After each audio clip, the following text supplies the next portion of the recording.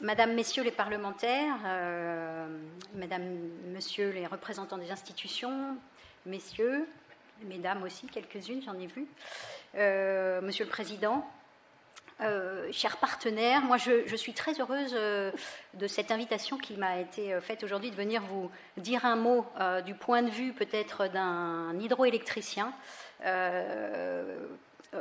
Et pourquoi est-ce que je suis très heureuse? Parce que c'est vrai qu'avec la FNPF, on n'a pas toujours eu une histoire tranquille, mais je crois que depuis une quinzaine d'années maintenant, eh bien, on a réussi à allier nos forces pour contribuer autant que possible à tous les enjeux qui ont été évoqués par Olivier, par Élodie juste avant.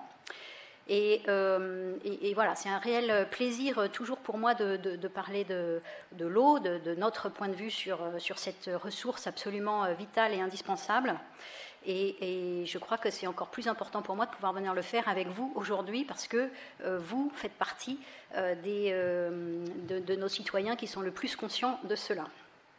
Vous connaissez, je l'ai dit, mieux que beaucoup les enjeux liés à cette ressource, liés au partage de ses usages, puisque, c'est d'ailleurs, j'y reviendrai un petit peu, mais c'est la particularité de nos ouvrages. EDF Hydro, c'est un parc hydroélectrique de 20 gigawatts installé sur nos cours d'eau en métropole, et qui ont, alors j'y reviendrai aussi, mais qui ont une moyenne d'âge certaine, hein, on approche des 80 ans, et qui ont une grande habitude des enjeux de multi-usage. Aujourd'hui, c'est plus de 70% de nos ouvrages qui ne font pas que produire de l'électricité, mais qui viennent servir aussi des besoins en eau potable, des besoins d'irrigation, du soutien d'étiage pour l'environnement, des usages industriels, des enjeux de navigation, mais aussi, et c'est plus récent, et on les avait, autant les usages que j'ai cités jusqu'ici, eh bien, certains avaient été pris en compte au moment du design de nos installations, mais d'autres sont apparus après, et c'est le cas notamment du tourisme et des loisirs.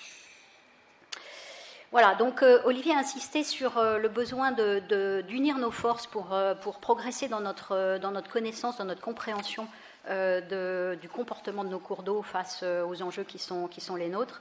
Moi, je crois effectivement que c'est absolument indispensable d'avoir des moments comme aujourd'hui, des moments d'échange et de partage pour maximiser l'intelligence collective qui nous permettra de prendre les bonnes décisions pour protéger nos cours d'eau. Voilà. Et je sais que tout le monde a un rôle à jouer en tant qu'élu, en tant que représentant, mais en tant que simple citoyen également. Alors, aujourd'hui, on m'a demandé d'élargir un petit peu, de venir en particulier vous parler des enjeux de développement de notre parc hydroélectrique.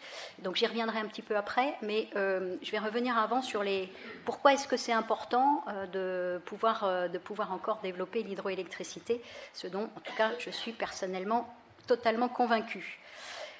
On l'a dit, on a face à nous un enjeu de changement climatique. Or, aujourd'hui encore, plus de 40% de nos besoins en énergie proviennent de sources fossiles. Et l'électricité en France, qui est très largement décarbonée, dépend à plus de 90% de l'eau, hein, puisque c'est l'eau, bien sûr, pour les barrages hydroélectriques, mais c'est aussi l'eau pour refroidir les réacteurs nucléaires. Le changement climatique, il y a une chose qui est certaine, c'est l'augmentation des températures. Et d'ailleurs, une augmentation des températures plutôt plus rapide, plus élevée en Europe que dans d'autres endroits du monde. En revanche, quand on commence à aller un petit peu plus dans qu'est-ce qui précisément va arriver sur nos cours d'eau en matière de précipitation, c'est moins clair. Alors, ça a été dit, c'est vrai, le sud-ouest a l'air de ne pas être favorisé, mais sur les autres régions, cette augmentation de température, qui, elle, est certaine, elle va augmenter l'évapotranspiration, ça aussi c'est à peu près certain, et elle va donc accélérer le cycle de l'eau, donc plutôt aller vers en tout cas à la maille planétaire, une augmentation des précipitations. Une fois qu'on a dit ça, on n'a pas tout dit. Et pour un hydroélectricien, qu'est-ce que ça change?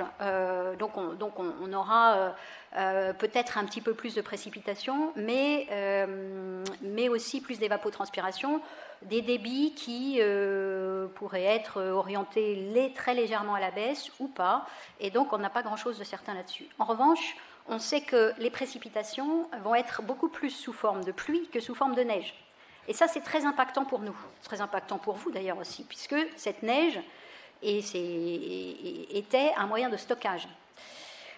Donc aujourd'hui, nous, ça vient directement nous percuter dans notre façon de gérer nos stocks, puisque des lacs dont on savait qu'on pouvait les utiliser autant qu'on le voulait l'hiver, puisque de toute façon ils allaient se re-remplir au printemps avec la fonte des neiges, eh bien n'ont plus tout à fait le même cycle, et donc on doit adapter notre gestion avec des années variables. Ça, c'est pas nouveau pour nous, mais peut-être, je dis bien peut-être, parce que c'est important d'accroître nos connaissances, mais c'est aussi important de mettre du rationnel et autant que possible du factuel dans l'analyse des données. Eh bien, on pourrait avoir une augmentation des extrêmes. Voilà. Juste peut-être à titre illustratif, entre l'année 2022 qui a été citée tout à l'heure, qui était une année effectivement exceptionnellement sèche, et 2024, qui était une année, elle, à l'inverse, très humide, certaines régions s'en souviennent encore, sur le parc hydroélectrique EDF, eh bien, on a en 2024 produit 50% plus d'électricité qu'en 2022. C'est pour vous donner un petit peu l'éventail des possibles et vous montrer qu'on est quand même sur un vrai défi qui s'adresse à nous. Alors, l'hydroélectricité, je peux quand même pas j'imagine que vous en êtes conscient, mais malgré tout, je peux quand même pas me retenir de vous dire tous les bienfaits de cette belle électricité. D'abord, c'est l'énergie, vous me pardonnerez pour ça, mais c'est l'énergie historique de façon qui a permis le développement industriel. Elle est, je l'ai dit, installée dans nos vallées depuis longtemps, puisque la moyenne d'âge de nos installations, c'est pas loin de 80 ans. Elle utilise cette belle force qu'est la force motrice de l'eau. Évidemment, elle est 100% renouvelable. Elle représente, alors vous avez sûrement ce chiffre en tête, elle représente à peu près 12% de la production d'électricité en France. Mais ce n'est pas le chiffre le plus important. Ce qui est important à retenir, c'est qu'elle est flexible, c'est-à-dire qu'elle permet de produire quand on a besoin d'électricité. Presque toutes, ce n'est pas tout à fait le cas de certaines installations qui sont fil de l'eau et qui donc produisent quand l'eau passe, mais sur les 20 gigawatts installés du parc EDF Hydro, c'est plus des 3/4 qui sont flexibles, c'est-à-dire qu'on arrive à placer, c'est-à-dire qu'on arrive à utiliser l'eau au moment où on en a réellement besoin. Et donc, ce 12% de production hydroélectrique sur la totalité de la production électrique en France, il est à mettre, je trouve que c'est un chiffre, ce n'est pas forcément celui-ci que j'aime retenir. Ce qu'il faut retenir, c'est que sur les moments de pointe, sur les moments où le système électrique est le plus tendu, eh bien, c'est 25% de l'électricité, c'est jusqu'à 25% qui peut provenir de l'hydroélectricité, et ça, c'est absolument essentiel. Bien sûr, c'est une énergie totalement locale, souveraine. On a même une filière industrielle qui reste tout à fait parmi les meilleurs du monde installée en Europe. Et donc, c'est une source d'emploi aussi pour nos vallées, pour nos territoires. Et donc, c'est une source de développement économique sur des territoires dans lesquels on est souvent le plus gros employeur restant ces derniers temps. Voilà, j'ai déjà parlé du multi-usage, je n'y reviens pas. Juste peut-être quand même un mot, le multi-usage, on le voit, je l'ai évoqué tout à l'heure, donc vous voyez qu'il a un rôle quantitatif, donc c'est des volumes d'eau qu'on va laisser passer et qui permettent de servir tous les usages que j'ai cités. Il a aussi un rôle qualitatif. Alors, on a les questions d'augmentation de température de l'eau ont été pas mal évoquées. C'est évidemment très impactant sur la biodiversité. On a aujourd'hui la certitude qu'on a un impact bénéfice bénéfiques sur certains cours d'eau, sur la température de l'eau, des retenues en amont, puisque ce sont des retenues en altitude qui permettent, avec des profondeurs importantes, qui permettent de garder, en tout cas de limiter l'échauffement estival de certains cours d'eau. C'est le cas en particulier sur la Dordogne, c'est le cas aussi dans l'Ain, qui sont, je sais que certains d'entre vous, qui sont des cours d'eau qui vous intéressent tout particulièrement et sur lesquels on a pu montrer le bénéfice, y compris pour la biodiversité, des installations hydroélectriques, notamment avec des retenues importantes en amont. Voilà, alors on m'a également demandé, je l'ai dit, de vous parler des enjeux de développement du parc hydroélectrique en France, parce que oui, même si nos anciens ont particulièrement bien développé le potentiel hydroélectrique existant en France, on a la chance d'avoir un relief et une hydrologie qui nous ont permis un développement important. Malgré tout, il reste du potentiel de développement. Et alors vous allez me dire, mais pourquoi est-ce qu'on le met pas en œuvre? Eh bien aujourd'hui, nous sommes bloqués par le régime juridique qui s'applique aux installations de plus de 4,5 MW, qui est le régime des concessions, alors qui est un régime qui a été mis en place au lendemain de la Première Guerre mondiale pour permettre justement le développement. C'était déjà un enjeu de développement des capacités du potentiel existant, mais ce régime avait été choisi parce que justement il permettait notamment de préempter les terrains et qui étaient propices à l'installation de centrales hydroélectriques, et donc pour permettre un développement plus rapide. Aujourd'hui, avec l'évolution des droits européens et nationaux, eh bien, ce qui se passe, c'est que si on développe, ne serait-ce si on fait par exemple une petite augmentation de puissance sur nos installations, ça, même une petite, sauf vraiment une minimale, mais même une petite augmentation de puissance déclenche la résiliation anticipée de la concession, avec donc, ça suppose derrière une réattribution selon le droit existant, notamment la directive concession européenne et puis sa transposition dans le droit français, et donc une mise en concurrence. Donc ça amène tous les opérateurs, parce que EDF n'est pas le seul opérateur de centrales hydroélectriques, vous le savez, en France, il y en a une quinzaine à peu près, mais donc ça amène tous les opérateurs à ne pas développer le potentiel qui pourtant existe et pourrait être développé. Évidemment, le plus facile à faire, c'est quand même sur nos installations existantes, mais donc nous sommes totalement bloqués. Or, sur le parc EDF, je ne vais parler que du parc EDF, mais sur le parc EDF, notre estimation, c'est qu'il y a au moins 2000 MW qui pourraient être développés à horizon 10 ans, donc à horizon 2035, et puis au moins 2000 MW au-delà. Voilà, donc c'est 4000 MW. 4000 MW, c'est l'équivalent à peu près de 4 tranches nucléaires. Alors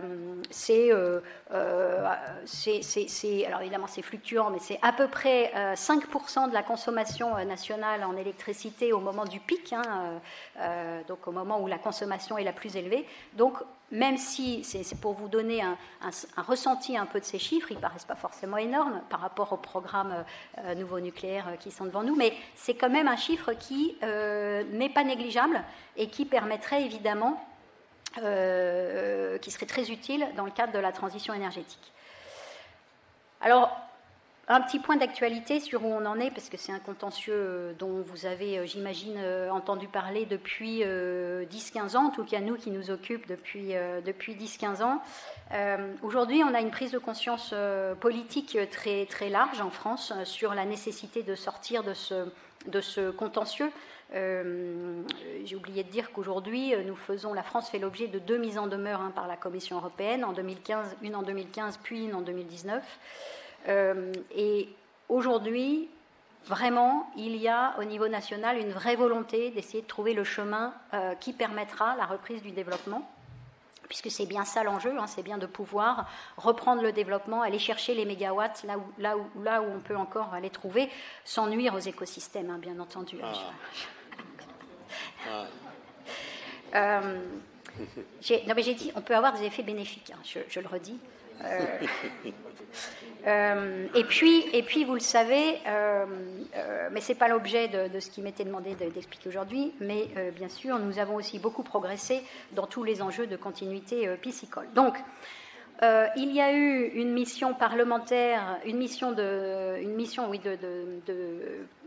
transpartisane à l'Assemblée nationale, copilotée par 2 députés que sont Marie-Noëlle Battistel et Philippe Bollot, qui a rendu ses conclusions mi-mai.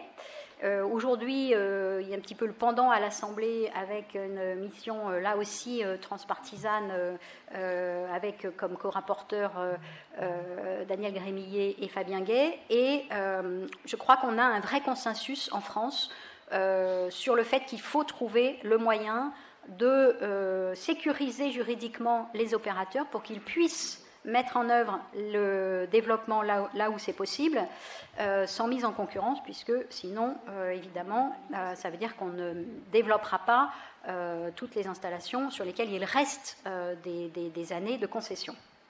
Alors, comment ont travaillé ces missions? Elles ont regardé toutes les solutions possibles, pour en retenir 2. Que sont soit la modification de la directive européenne en ajoutant les ouvrages d'hydroélectricité à la liste des exceptions à la directive. Cette solution, et je vais commencer par celle-ci, elle est solide juridiquement, bien sûr, et elle permettrait de résoudre le problème. Néanmoins, il faut avoir en tête que, alors que, aux côtés de la France, en 2019, au moment de la 2e mise en demeure adressée par la Commission européenne à la France, 7 autres pays avaient fait l'objet d'une mise en demeure, eh bien, tous les autres pays ont réussi à lever leur mise en demeure, alors, avec différents moyens, notamment, alors chaque pays étant dans une situation juridique de départ différente, mais enfin, notamment les pays qui étaient dans un régime un peu différent qu'est le régime d'autorisation, ils ont pu tout simplement réattribuer ou prolonger les autorisations sans mettre en concurrence, parce que la production d'électricité n'est pas un service, mais bien une production de type bien industriel. Je ne vais pas vous faire un cours, je ne suis pas juriste moi-même d'ailleurs, donc je ne vais pas vous faire un cours juridique, mais enfin, retenez qu'en tout cas, tous les autres pays européens qui faisaient l'objet d'une mise en demeure ont résolu leurs problèmes, sans mettre en concurrence d'ailleurs les ouvrages, et surtout ont pu reprendre le développement. C'est le cas aussi des pays qui ne sont pas soumis, comme la Suisse par exemple, qui ne sont pas soumis au droit communautaire. Voilà. Donc on voit bien en tout cas qu'il y a un vrai sens à reprendre le développement de l'hydroélectricité, notamment des actifs qui peuvent apporter de la flexibilité au système électrique qu'on a bien besoin et qui en aura de plus en plus besoin dans les années qui viennent. Donc, vous me voyez venir, première solution, modifier la directive, sauf que ça va être difficile de trouver des alliés puisque tous les autres pays ont résolu leur contentieux, ou bien basculer en autorisation, puisque les premiers pays à avoir levé leur mise en demeure, c'est notamment ceux qui étaient en autorisation, puisque en fait, la directive qui posait problème ne s'applique pas à ces régimes d'autorisation. Alors le régime d'autorisation, peut-être un petit mot quand même pour démystifier. D'abord, on le connaît bien en France dans la production d'électricité, puisque c'est celui qui s'applique aux petites installations inférieures à 4,5 MW. C'est celui qui s'applique aussi à tous les autres moyens de production d'électricité en France, que ce soit les centrales thermiques, mais aussi renouvelables, les parcs éoliens, les parcs solaires, et même d'ailleurs les centrales nucléaires. Voilà, donc juste ne soyons pas effrayés de ce régime d'autorisation qui est un régime qu'on connaît bien dans l'électricité. Voilà, alors voilà où nous en sommes. L'idée, alors évidemment, ce bascule dans un régime d'autorisation, ça nécessite une loi, donc une proposition ou un projet de loi qui doit être préparé, puis débattu. Donc on est sur une évolution qui va prendre encore quand même plusieurs mois. On espère avoir un texte qui pourrait être débattu à l'automne. Voilà, alors pour revenir à notre... alors je suis désolée, je vous ai peut-être un peu éloigné de vos sujets du jour, mais enfin c'est quand même important, me semble-t-il, et je ne vais pas conclure sans quand même revenir sur le partenariat de plus de 25 ans aujourd'hui entre la FNPF et EDF. Je l'ai dit, c'est un partenariat qui, alors même si il a plus de 25 ans, n'a pas été toujours un long fleuve tranquille, mais en tout cas, il a toujours, je crois, su se concentrer sur l'essentiel qui est de concilier production et protection, production électrique bien sûr, et protection du milieu aquatique. Et ça a été dit, mais c'est vrai que votre présence auprès de nos cours d'eau, au plus proche de nos cours d'eau, parfois dans nos cours d'eau, eh bien c'est pour nous un atout, c'est une vraie source de connaissances, c'est aussi un vrai moyen de prévenir les personnes qui côtoient les abords de nos cours d'eau peut-être de manière un peu moins régulière que vous et qui ne sont pas toujours conscients des dangers qu'ils prennent quand ils viennent aux abords de nos cours d'eau. Donc, je crois que tout le travail qu'on a su faire en commun au cours de toutes ces années, il est absolument indispensable. J'espère surtout que nous allons continuer à avoir de longues années de coopération constructive devant nous, parce que nous avons besoin de continuer à collaborer et à travailler ensemble au bénéfice de la rivière. Voilà. J'espère que je vous ai convaincu. Non. Bon, il y aura peut-être des questions. En tout cas, je vais redire ici que je voudrais saluer la qualité du partenariat que nous entretenons avec la FNPF et vous remercier de votre écoute, de votre accueil.